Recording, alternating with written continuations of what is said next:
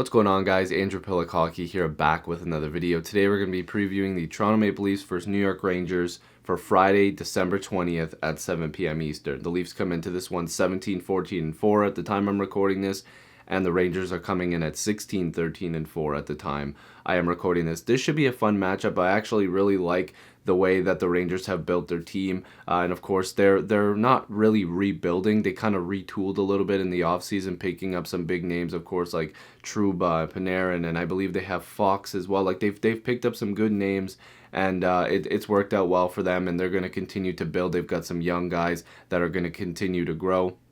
Of course, Capel, like they've got some really good guys there, and I think that this is going to be a fun matchup. The Leafs are starting to win some games under Sheldon Keefe. Hopefully, they can continue to win and prove that they're a team that still can very well contend. And we'll have to see what they do closer to the deadline. There is some options, but we'll get to that in another video. But let's look at the numbers. Austin Matthews leads the league, not the league. He leads the Leafs in points with 36. Panarin's got 43, having a really good year. In terms of assists, Marner's got 20. Panarin's got 23. For goals, no surprise, Matthews and Panarin. Seems pretty obvious. Those guys like to light the lamp, and Panarin is just out of his mind this year. Really good to hockey that he's playing. No surprise. The Rangers definitely got a good one. Freddie Anderson leads and wins with 17. Georgiev has 9, and of course they still have the king, Henrik Lundqvist. And I know a lot of people wanted Georgiev for the Leafs as a backup option, but like he's their starter of the future in my opinion. So like I don't understand why Leaf fans think that everything can just be traded to them for a bag of pucks. Like there's no way that this trade would ever happen. He's the future for the Rangers once the king, Henrik Lundqvist, decides to hang him up, which will be a sad day for hockey. But let's look at some of the numbers here. Goals per game. The Leafs are currently at a 3.26 goals per game on average. The Rangers are at 3.18. In terms of goals against per game, 3.14. Rangers at 3.15. Power play percentage, 20.43% for the Leafs, whereas the Rangers are at 19.83%. Penalty kill percentage, the Leafs are at 76.19%. The Rangers 77.69%. So the Rangers are in the lead for the penalty kill.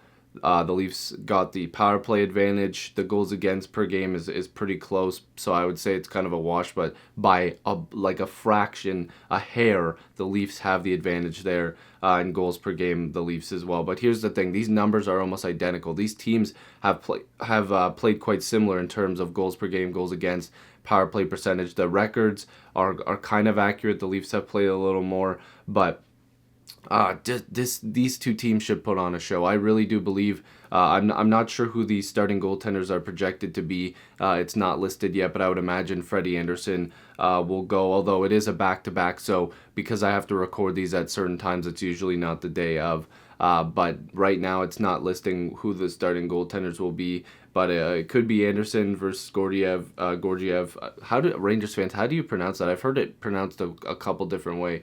Georgiev, let me know. But he's a fantastic goaltender. I am very aware of him.